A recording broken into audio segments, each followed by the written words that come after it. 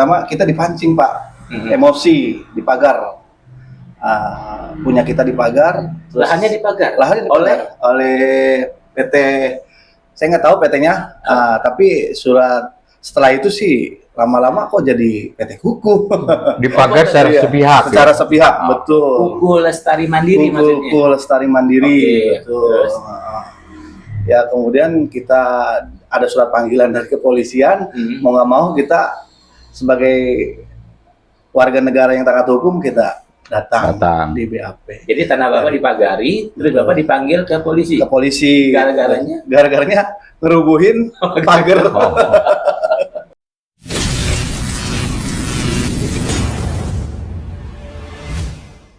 Assalamualaikum warahmatullahi wabarakatuh. Waalaikumsalam warahmatullahi wabarakatuh. Ya, apa kabar teman-teman semua? Bertemu lagi dengan saya di channel ini. Saat ini saya sedang berada di kantor pengacaranya milik Bapak Juju Purwantoro. Apa kabar Pak Juju? Alhamdulillah. Iya. Ketemu lagi kita. Benar. Ini kantor Pak Juju ini berada di kawasan Pasar Minggu, Jakarta Selatan. Dan kebetulan hari ini Pak Juju ini kedatangan tamu. Mereka adalah korban dari PSN PIK 2. Sebetulnya ada 2 tamu, tetapi yang berkenan untuk podcast dengan kita hanya 1, yaitu Mas Muiz. Apa kabar Mas Muiz? Alhamdulillah. Iya, teman-teman semua, untuk diketahui bahwa Pak Muiz dan kawannya yang bernama Pak Yusuf ini datang ke sini untuk meminta advokasi ya Pak ya? Iya betul. Advokasi terkait permasalahan tanah yang sedang dihadapi. Nah Pak Muiz ini sudah agak beruntung ya Pak ya, karena tanahnya tuh sudah mencapai harga yang sepakat sehingga sudah dibeli meskipun belum lunas Pak pembayarannya ya, belum.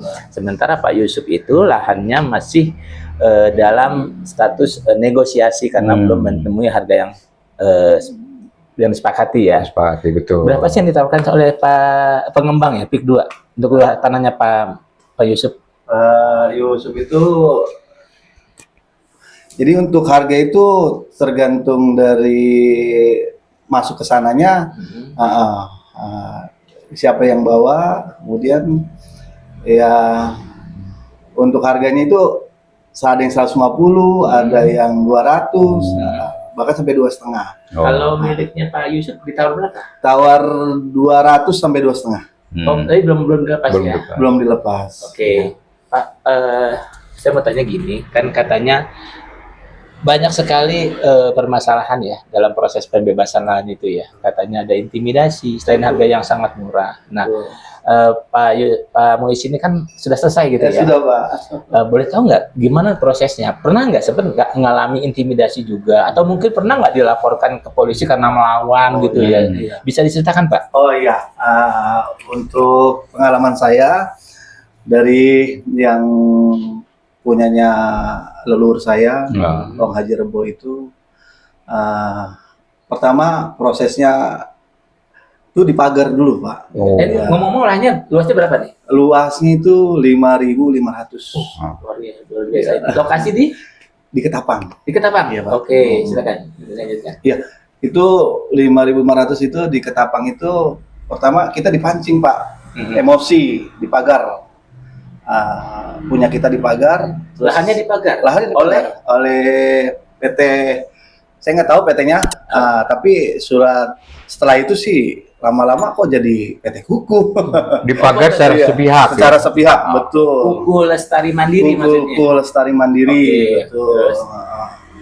Ya kemudian kita ada surat panggilan dari kepolisian, mau nggak mau kita sebagai warga negara yang taat hukum kita datang di BAP. Jadi tanah Bapak dipagari, terus Bapak dipanggil ke polisi. Ke polisi. Gara-garanya ngerubuhin pagar.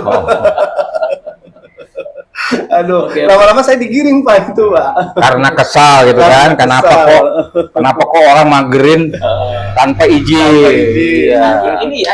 Iya betul Pak. Itu dia. Nah ini rupanya lahan keluarganya Pak Muiz. Iya betul. Dan sedang dipagari seperti ini. Iya betul. Kalau nggak salah ada yang dirubuhin ya? Ada gambar-gambar yang dirubuhin ada itu Pak. Ini keren juga ya pagarnya ya? Keren. Pagarnya keren loh. Mahal punya. Nah ini dia nih yang sudah dirubuhkan oleh keluarga keluarga dan kemudian dipanggil. Dipanggil polisi. Nah, gimana proses pemanggilan polisi waktu itu? Awal kita dipanggil itu ya orang tua saya Pak almarhum. Dipanggil ke polisian, kemudian di BAP. Di BAP banyak berapa pertanyaan tuh saya 14 pertanyaan apa berapa itu, kemudian setelah dipanggil itu kita dibikin isu Pak. Kita dibikin isu bahwasanya orang tua saya itu ditangkap. Oke. Waktu itu dikenakan pasal berapa katanya? Pasal pengrusakan ya sama tidak mengenakan hukum lah gitulah. Melakukan pelanggaran hukum. Pelanggaran gitu. hukum. Tapi ini lucu ya. Tanahnya keluarga Pak Muiz dipagarin, yang punya marah, dibubuhin, terus dilaporin ke polisi. Padahal adanya di tanah sendiri. Ada di tanah sendiri, betul. Terus gimana Pak kelanjutannya? Kelanjutannya terus kan yang dilaporin itu berurutan. Saudara saya yang rubuhin dari anaknya bapak saya, anaknya ini sampai 10 yang dicatat. Baru tibang bapak saya ke saya, kemudian ada itu gelar perkara. Iya, langsung naik ke gelar perkara. Baru sampai ke saya, langsung naik ke gelar perkara. Bajunya pinjam dia. Terus. Setelah naik gelar perkara, ya kan semakin ini ya, semakin serius ya. Jadi Deg-degan nggak waktu itu? Aduh, Pak. Waduh, bukan deg-degan lagi, Pak. Oke. Aduh, akhirnya keluarga ya nyerah lah, Pak, gitu, Pak. Nyerah dalam arti? Ya udah dibayarin mau aja. Oke. Terus pertama kali berapa aja mau gitu. Pertama kali ditawar berapa rumah? Tanah itu? 200, Pak. Pertama kali dulu waktu pertama kali sebelum kejadian seperti itu sih 150 gitu Pak, 150 130 bukan 50.000 bukan ya? Bukan 50.000. Oh, 150. Karena kita berdekatan sama Tokyo Pak. Tower Tokyo. Oke. Hotel apartemen Tokyo. Oh, Osaka. Apartemen. Karena kita berdekatan dengan situ. Kalau dengan Kecamatan Kosambi dekat enggak? Ya dekat dengan Dekat. Kosambi. Oh, oke. Artinya memang wilayahnya udah mendekati perkotaan ya. Perkotaan, betul. Makanya harganya agak tinggi ya. Tapi harga normal di sana berapa sih? Kalau harga normal variatif, Pak. Variatif. Harga normal itu ya ada yang 100.000, 130. Ya bahkan kalau sampai ke ujung-ujung sampai 50.000 kali Pak. Tergantung yang bawahnya itu. Nah, proses negosiasinya gimana tuh? Airnya putus berapa per meter? 200.000 Pak. 200.000 per meter putusnya. Negonya gimana tuh? Negonya ya tato jadi aja Pak. Daripada tanahnya gimana jadinya segitu ya udah. Sempat ada intimidasi nggak? Ancaman misalnya? Kalau intimidasi itu kita yang dari pihak pengembang itu ngomongnya kalau dijual sama spekulan manapun saya akan kejar sampai lubang kubur pun gitu Pak. Bisa gitu ya? Makanya Pak. Padahal kan setiap orang berhak menjual pada siapapun pada siapapun gitu. Itu Pak yang nakut-nakutin juga. Sampai seperti itu Pak. Tahun berapa tuh putusnya? 2023, 2022. Ya. Terus sudah dibayar penuh atau belum? Masih kurang Pak. Masih kurang. Tinggal pelunasan aja. Perjanjiannya gimana tuh? Kalau perjanjian saya nggak update perjanjian. Berapa-berapanya bagaimana. Dan dilunasinya tanggal berapa saya udah nggak. Karena bukan saya yang mutusin untuk negonya dengan seperti itu. Pak, ini kan udah tuntas nih. Ya. Kalau yang tetangga Bapak yang dengannya di mana Pak tadi? Di Kapuk saya Pak. Di Kapuk ya? Iya di Kapuk. Tetangga udah ada yang lunas atau? Kalau tetangga kalau yang dibayar 130 lunas sudah Pak. Mau cepat. Iya. Nggak ada yang mengalami masalah seperti yang misalnya di Teluk Naga, di Dadap. Ada masalah kayak gitu nggak? Gimana Pak? Ada yang mengalami masalah seperti yang di Teluk Naga, di Dadap gitu. Sampai ada rumahnya diuruk dulu, tanahnya diuruk dulu gitu sampai belum dibayar. Kasus yang lain. Kasus yang lain. Ada nggak? Kalau di Ketapang dan di sekitaran Lemo itu Pak, langsung diuruk Pak. Diuruk ya. Iya, tanahnya pemiliknya juga masih ada, pemiliknya tanpa pengetahuan si pemilik ada. Kalau nggak salah tadi ceritanya Pak Yusuf juga rumahnya tanahnya udah diuruk. Udah diuruk, saya juga sama udah diuruk. Sebelum dibayar. Sebelum dibayar, sebelum transaksi udah diuruk. Bisa gitu ya Pak ya? Itu hebatnya Pak. Oke. Terus waktu diuruk itu ya, sebelum diuruk itu lahannya berfungsi sebagai apa? Sebagai pertanian, sawah, padi. Lahan produktif berarti ya? Produktif. Itu dari setiap hektar bisa menghasilkan berapa ton padi itu kalau panen waktu itu? Kalau itu bisa 5 ton, 6 ton. Iya. Itu udah dibagi sama penggarap, Pak. Iya. Dua begitu. Berarti ada penggarapnya ya? Ada penggarapnya juga. Tapi itu mencukupi nggak waktu itu penghasilan dari sawah itu ya? Untuk mencukupin keluarga, alhamdulillah lebih dari cukup. Kan dari kakek sendiri pun anaknya ada 6, ya. Ke cucu-cucunya alhamdulillah Pak, bagian. Nah setelah dibayar ini, kalau nanti sudah lunas, kira-kira nanti apakah akan pindah atau bagaimana rencana selanjutnya? Pindah Pak. Udah digeser ya? Pindah, jawabnya pelan benar, pindah. Kemana nih kira-kira? Pindah ya, geser-geser ke barat-barat Pak. Tapi sudah ada tempat, timur. Sudah pilihan udah ada. Sudah ada pilihan. Dengan harga segitu, gitu ya, bisa mendapatkan tempat tinggal yang lebih baik dan tempat usaha yang lebih baik atau bagaimana? Dengan harga segitu sulit Pak. Susah, oke. Saya daerah Pandeglang aja tanah udah rata-rata udah 200.000, 500.000 gitu Pak. Jadi kehidupan ke depan bukan tambah baik ya, bukan tambah buruk. MDS, masa depan suram. Tapi saat ini berprofesi sebagai apa, Bang Wis? Saya alhamdulillah punya toko dagang. Nah kalau nanti pindah, terimbas nggak usahanya tuh? Kalau yang saya tinggalin sama sawah beda Pak. Iya. Kalau yang saya tinggalin itu saya tinggal di perkampungan lama Pak. Kampung itu Rawagabus. Iya. Sedangkan sawahnya itu di daerah Ketapang, daerah Lemo, gitu Pak. Nah tadi kan bilang sawahnya itu ada penggarapnya ya. Ada berapa orang penggarap? 1 orang masih ada. Nah sekarang bagaimana kehidupannya setelah tanahnya sudah nggak ada lagi nih kan? Iya. Betul. Gimana tuh sekarang? Penggarapnya sekarang kadang-kadang suka itu Pak, minta subsidi Pak, dari keluarga. Minta subsidi, nih nggak punya beras, cerita-cerita susah lah gitu. Makin susah malah ya. Makin susah. Karena dia mau dulu mah ada harapan sawah, kita bisa jual ini. Tapi sekarang udah. Iya, otomatis dengan adanya pembelian lahan itu mematikan usaha si penggarap. Betul. Dan mau nggak mau dia harus pindah profesi ya. Iya, betul. Terus jauh ini dia masih ngapain sekarang ini? Setelah nggak jadi petani lagi? Nggak ngapa-ngapain. Udah miara ayam perlu modal juga. Iya, betul. Perlu ini itu. Dia punya keluarga nggak? Punya keluarga. Ada anaknya, ada mantunya. Iya. Kasihan juga ya. Iya, betul gitu Pak. Iya. Harapan dari Bang Muiz nih kepada pemerintah ya khususnya ya kan. Pemberian status PSN ini kan dilakukan oleh pemerintah waktu itu memang yang memberikan tuh Pak Presiden Jokowi. Betul. Nah sekarang ini presidennya kan Pak Prabowo. Barangkali ada harapan terhadap Pak Prabowo. Iya.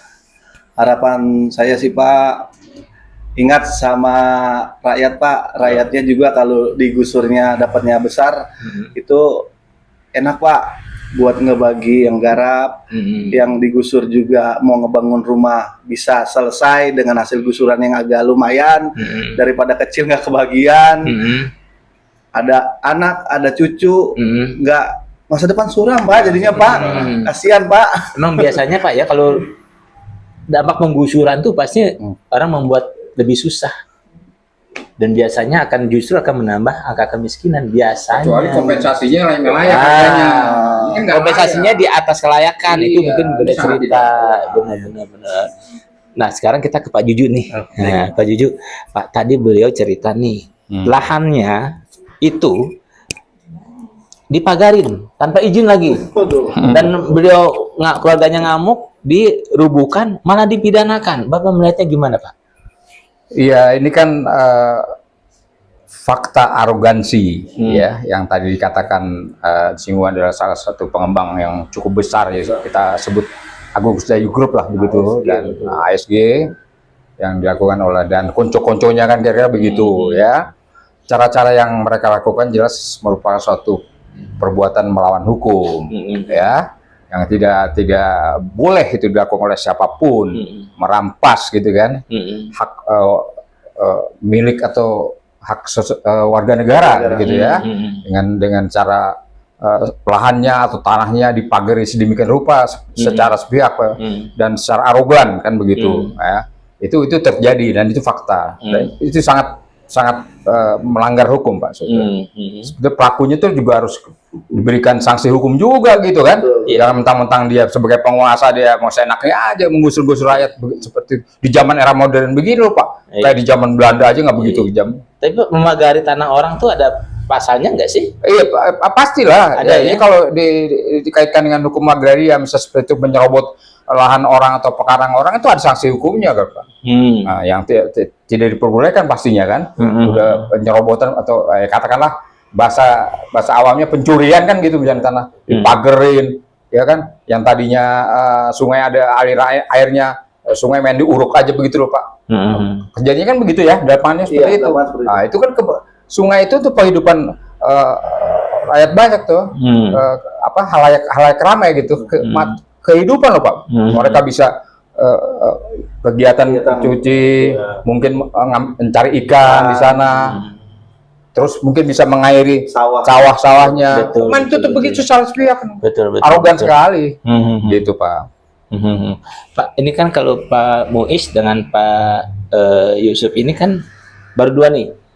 Apakah ada korban kedua yang lain yang juga mengadu ke Bapak, Pak? Ada ya, kita kan ada grup khusus ya, grup khusus yang katakanlah menerima pengaduan-pengaduan para korban PIK 2 itu. Kita ada grup khusus di situ. Kalau yang mengadukan atau menginformasikan sudah lebih dari 20 pengadu, Pak, ada di kita. Nah, caranya juga kita di samping gugatan para aktivis yang Senin depan, Pak ya. Nah, kita akan sudah mendaftarkan gugatan dan akan melakukan proses pengadilan di Pengadilan Negeri Jakarta Pusat. Nah, untuk yang prinsipalnya yaitu penggugatnya itu para aktivis. Nah, kita sedang menyiapkan para penggugatnya adalah korban atau petani langsung di daerah PIK 2 itu, seperti itu. Nah, sekarang kita sedang dalam tahap pengumpulan data pada mereka gitu, dan kita akan gugat juga. Pasalnya apa, Pak, nanti yang dikenakan dan tergugatnya apa, siapa? Maksud saya tergugatnya apakah Agung Sedayu atau Kukuh Lestari Mandiri sebagai perusahaan yang melakukan pembebasan? Ya, kalau atau kita taninya? Betul, ketika kita menyebut dan pengertian Agung Sedayu dan termasuk kroni-kroni ya kan, konco-konconya kan otomatis semua mereka tergugat semua. Di samping itu juga Pemda sendiri kita akan gugat, termasuk Abdesi itu ya, Abdesi, yang namanya siapa, Mahkota atau siapa itu, Maskota kan kepala Abdesi, mahkota aja ya. Maskota itu juga kita akan gugat itu, Pak. Nah, karena beliau atau mereka ini Abdesi yang seharusnya mengayomi gitu, melindungi warganya, masyarakatnya, justru menjadi tanda kutip macam calo, Pak. Nah, kan itu nggak benar ya. Jadi cara-cara yang arogan, kejam, membujuk masyarakat untuk menjual saja tanahnya, kan begitu, dengan iming-iming harga tertentu, kan begitu. Itu yang terjadi. Nah, itu kami gugat juga. Balik ke Bang Muiz. Bang Muiz, apa yang membuat Bapak akhirnya terpaksa itu ya untuk menjual, meskipun sebenarnya kan tanahnya sangat produktif ya, bisa menghasilkan secara rutin?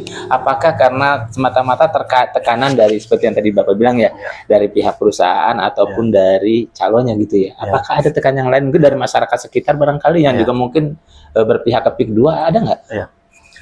Kalau saya sih dibilang terpaksa untuk menjual itu pengaruhnya besar, Pak. Pengaruh dari keluarga juga sudah tidak bisa berbuat apa-apa lagi, ya terpaksa lah harus dijual. Sedangkan dari pihak Agung Sedayunya pun sudah udah nggak ada ngasih solusi, harganya naik lagi atau gimana, ya daripada dipager, daripada diuruk, daripada bagaimana ya udah, ya nggak ada solusi. Akhirnya nggak ikhlas Pak, nggak ridho. Tapi ada nggak keterlibatan dari pihak kelurahan, misalnya kecamatan gitu, atau mungkin tokoh-tokoh setempat yang membuat ini merasa tertekan, akhirnya udah gue lepas aja deh. Gitu. Kalau dari pihak-pihak abdesi atau kecamatan atau pemerintah nggak ada unsur paksaan Pak, karena kita juga sadar kita mau jual kemana, ya antara lainnya itu ke Agung Sedayu ya sama keroncong-keroncongnya itu. Tapi secara tidak langsung kita memang harus menjual. Ya, memang harus menjual Pak. Itu karena mereka yang melakukan pendekatan, melakukan rujukan, rayuan. Kadang-kadang juga penekanan. Ini yang saya dapat informasi seperti itu. Iya pasti Pak, itu benar. Iya, Pak Juju, Pak Juju kalau Bapak sendiri melihatnya gimana? Kan kelihatan banget nih, berarti ini pengembangnya powerful sekali ya, sehingga aparat juga sepertinya nggak berani untuk mengatakan tidak, meskipun dampak dari PIK 2 ini sebetulnya kan memiskinkan masyarakat gitu ya Pak. Bapak melihatnya gimana sih? Iya, sebetulnya persoalan ini dimulai dari keputusan pemerintah pada waktu itu era Presiden Jokowi ya pada waktu itu masih ya. Di mana di PIK 2 itu ada suatu area yang akan dijadikan proyek strategis nasional (PSN) tadi ya, yang sudah dipastikan ya tuh melalui surat dari Kemenko Perekonomian nomor 6 tahun 2024 itu di bulan Mei ya, bulan Mei tahun 2024, di mana di situ sudah ditentukan Pak ya lokasi perluasan proyek strategis nasional itu yaitu tidak kira-kira luasnya sekitar 1.755 hektar. Nah, hanya itu saja sebetulnya. Nah, cuma kondisi atau keadaan PSN ini dimanfaatkan sampai lupa. Ada tanda kutip orang hukum disebutnya penyelundupan hukum, iya toh. Nah, ini dilakukan oleh Aguan CS itu, di mana yang bersangkutan memperluas sedemikian rupa. Tadi dijelaskan saudara kita, ya termasuk saudara yang lain di sana sampai rencananya malah sampai 10.000 gitu kan Pak. Nah, 100.000. Sampai berapa? 100.000 ya. Sampai ke Serang itu kan. Ya, sampai 100.000 kan. Katanya gitu ya. Jadi, waduh, ini luar biasa ya. Jadi beyond control kan begitu. Sepertinya tutup mata gitu kan. Aparat di sana ya. Karena ada lurah, ada camat, ada bupati betul ya Pak ya, di Tangerang sana yang sampai sekarang tidak bereaksi secara ya katakanlah secara serius ya, memproteksi, melindungi warganya ya agar tidak semena-mena gitu kan, hak milik tanah warganya itu. Maka nanti dari 1.700 hektar itu kan Pak, nah itu dimungkinkan dan sudah dimulai memang akan meluas ke yang disebut PIK 2 dan seterusnya katanya begitu. PIK 3 dan seterusnya. PIK 3 dan seterusnya sampai PIK 9 begitu kan? PIK 11 katanya ya. PIK 11 malah kita nggak tahu itu. Padahal mereka menggantungkan atau menyandarkan dengan hukum yang mana Pak? Karena PSN itu pada intinya adalah sebetulnya proyek ya yang diperuntukkan bagi kesejahteraan rakyat sebetulnya Pak ya. Jadi nanti ada perkebunan begitu kan. Ada fasilitas-fasilitas umum yang memang khusus diperuntukkan untuk kesejahteraan rakyat. Nah, ini faktanya Pantai Indah Kapuk itu akan membangun perumahan-perumahan Pak. Yang harganya paling murah mungkin 500 juta atau 600 juta gitu. 1 miliar Pak. 1 miliar di palangnya. 1 miliar. Tanahnya akan dijual lagi 35 juta ya. Iya, itulah.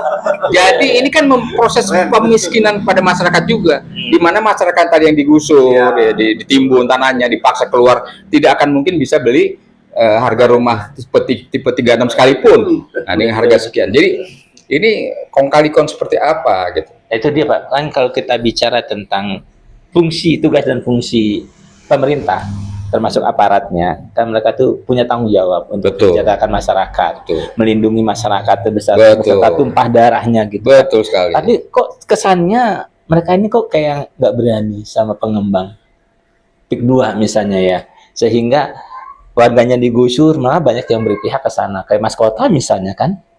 Nah, Ya. Bapak ngeliatnya kenapa sih sebetulnya? Ya, kita nggak ngerti lah, padahal atau pura-pura tidak tahu tadi itu ya. Seperti misalnya Menko siapa? Perekonomian. Perekonomian, Erlangga Hartarto, oke. kemudian Bapak juga Menko siapa lagi? Menteri siapa Pak? Yang komite percepatan sebutnya, komite percepatan penyedia infrastruktur ya, KPPIP gitu ya. Itu juga mengatakan bahwa melalui suratnya dari PT Mutiara Intan Permai ya, sebagai badan pengelola dan pengembang PSN PIK ya, itu lahan PIK itu dikhususkan akan ditujukan untuk membuat tropical coastland, semacam hutan tropik ya, begitu ya Pak ya. Ya, itu adalah sebagai contoh misalnya mereka akan buat semacam safari zoo ya, disebutkan Pak, disebutkan safari golf course kan begitu, taman bineka ya kan begitu. Nah, wisata mangrove, kan mangrove banyak sana kan. Nah, jadi tujuannya memang mayoritas untuk Wisata. Kenapa begitu. jadi perumahan mewah gitu Itu ya? faktanya. Dan seharusnya kan PIK 2 itu sudah ditindak kan, karena melakukan penyimpangan tuh kan? Iya, ini jelas-jelas ada penyimpangan di situ. Oleh karenanya, informasi yang kita terima dari beberapa aparat pemerintahan, yaitu para menteri yang membawahi bidang pertanahan, Menteri Pertanahan, Nusron Wahid juga mengatakan bahwa akan ditinjau ulang. Nah, cuman kan kita bosen lah kalau cuma janji-janji aja, rakyat ini sudah muak lah begitu ya, janji-janji. Nah, sekarang yang penting adalah Bapak Presiden kita gitu kan, sebagai pemutus yang utama ya, yang tahu bahwa ini tidak dikeluarkan di era Presiden Prabowo Subianto ya, karena di 2022 oleh Jokowi begitu. 2000 penghujung 2022 ya, begitu.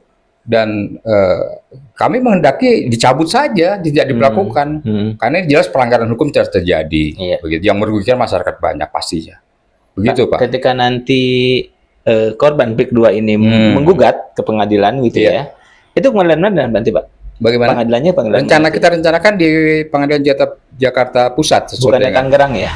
Enggak, sebetulnya karena sesuai dengan kantor pusat PT Agung Sedayu ya. Agung Sedayu bukan di Jakarta Utara ya?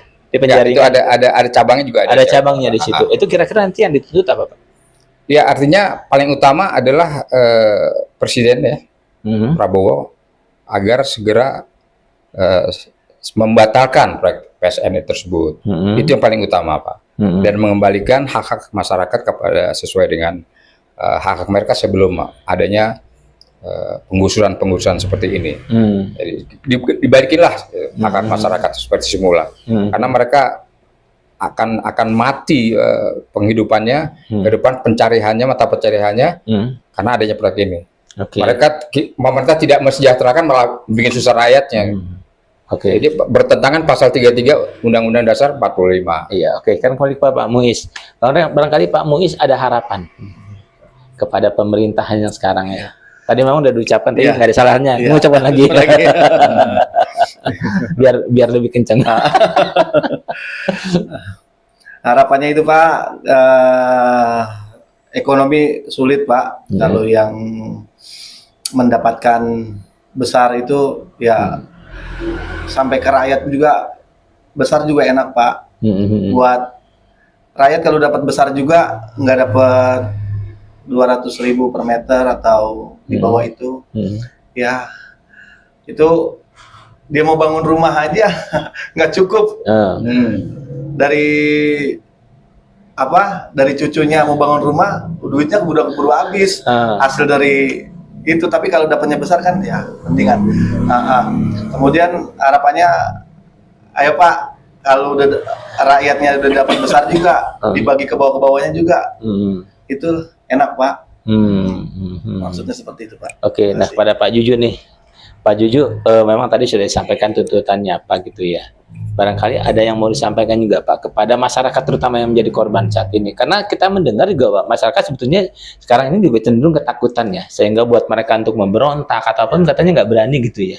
Itulah yang kita temui atau kita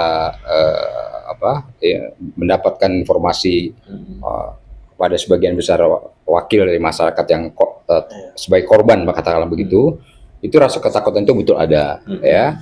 Untuk itu kami menghimbau kepada masyarakat untuk tidak perlu takut lagi, Pak, menghadapi kasus ini. Silahkan aja dilapor kepada kami dan jangan mau atau jangan menurut ya, patuh begitu saja terhadap penekam mereka, oknum-oknum yang berusaha untuk memaksa kepada mereka untuk menyerahkan tanahnya, atau surat-suratnya juga saya dengar ya diambil begitu saja secara pihak oleh mereka ya, tanpa pembayaran yang penuh ya Pak ya. Nah, ditahanlah begitu surat-suratnya seperti itu. Ini kan udah lebih dari era penjajahan zaman dulu Pak. Nah, cara-cara seperti ini ya itu rakyat tidak perlu takut lagi ya. Kami siap untuk memfasilitasi ini. Kemudian kita juga tadi kayak kami katakan persiapan kita untuk menggugat mereka juga seperti itu. Jadi kita bermain di jalur hukum yang benar karena negara kita adalah negara hukum. Ya, negara hukum yang sebenarnya ya praktekkan secara hukum gitu loh Pak. Nah, nggak ada lagi pihak yang merasa arogan, merasa sebagai penguasa. Apalagi katanya saya dengar Aguan mengatakan menurut saya ada hukum. Ini kan waduh melebihi ini. Melebihi malaikat loh. Seperti itu. Iya. Begitu Pak. Jangan-jangan dia merasa dirinya sebagai konstitusi. Iya, sebagai konstitusi. Kalau bikin negara aja. Bang lagi dibikin kayak di kampung. Lagi dicurigain kayak gitu ya. Seperti itu. Iya. Bikin negara sendiri begitu. Iya. Ya, teman-teman semua, memang kalau kita mendengar penjelasan dari Bang Muiz tadi ya, Pak Muiz, ini mengindikasikan bahwa memang betapa arogannya pengembang PIK 2 ya. Karena tanah warga yang belum dia beli pun sudah dipagarin, bahkan diuruk. Dan ketika yang punya tanah merubuhkan pagar itu malah dipidana. Dan ajaibnya pengembang yang memagari lahan warga tidak kena delik hukum. Itu menarik dan aneh. Juga mencerminkan bahwa betapa buruknya hukum di negara kita ya Pak Juju ya. Buruk. Nah, kita sih berharap teman-teman semoga gitu ya, gugatan dari para korban PIK 2 yang diadvokasi oleh Pak Juju ya. Iya, nih kita tekankan sekali lagi Pak, ini era Jokowi selama 2 periode 10 tahun tuh negara hukum ini menjadi negara kekuasaan. Sudah bergeser ya dari negara hukum ke negara kekuasaan. Kita berharap pada presiden yang baru ini, Presiden Prabowo, untuk mengembalikan lagi sekali lagi bahwa Indonesia adalah sebagai negara hukum, restart begitu. Setiap warga negara bersamaan dalam hukum dan harus patuh kepada hukum yang berlaku. Pak, tapi kemarin Pak Prabowo makan malam sama Pak Jokowi, gimana tuh? Jangan sering-sering lah Pak Prabowo. Karena biar bagaimana masyarakat menyoroti itu.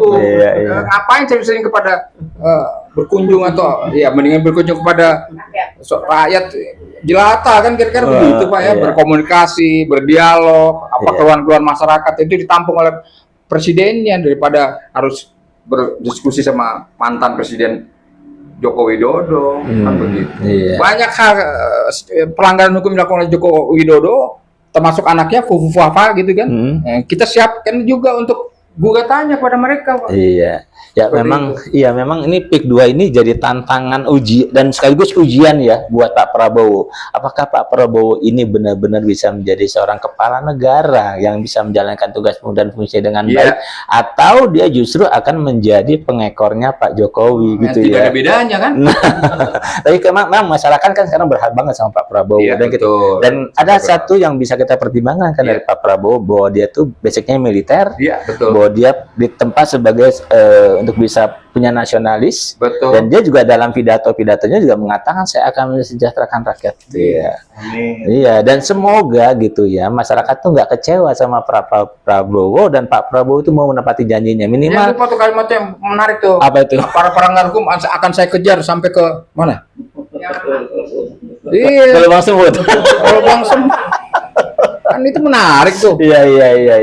Akan dikejar terus. Itu buktikan. Ya semoga ya Pak. Kalau bukan cuma omong-omong. Iya, semoga gini juga Pak. Kalau Pak Jokowi kan kelihatan tuh apa yang dia janjikan realisasinya apa gitu. Mudah-mudahan Pak Prabowo apa yang dia janjikan itulah yang terjadi gitu kan. Amin gitu kan. Nah teman-teman semua memang kita nggak boleh pesimis ya Pak ya. Ya, betul. Juga nggak boleh skeptis gitu ya. Karena memang Pak Prabowo Optimis ini, terus. betul. Apalagi Pak Prabowo ini kan baru menjadi presiden dari tanggal 20 Oktober. Iya. Masih belum sampai 100 hari lah. Belum. Banyak orang yang mengatakan kita akan lihat nih 100 hari Pak Prabowo ini seperti apa. Dan mudah-mudahan dia bisa memenuhi harapan rakyat. Ya, meskipun mungkin nggak 100% gitu ya, karena nggak mungkin lah 100% susah. Minimal 80% lah dia bisa memenuhi janjinya. Terutama yang satu ini bisa diselesaikan. Selesaikan. Cabut aja para proyek yang tidak memberikan manfaat apa-apa buat rakyat, malah merugikan. Gitu. Cabut saja. Menyengsarakan ya, Pak, ya. Menyengsarakan. Memiskinkan. Itu hanya